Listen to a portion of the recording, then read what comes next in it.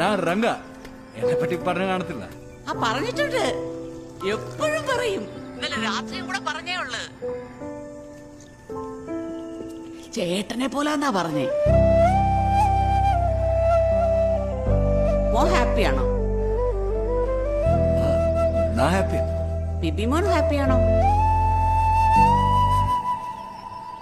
അവനും എന്നും ഹാപ്പിയാ இருக்குமா? ആ, അത് തന്നെയാ വേണ്ടേ. ഒരു ആവശ്യത്തിന് മുന്നേ എന്റെ കൂടെ ഒരു ജനമില്ല.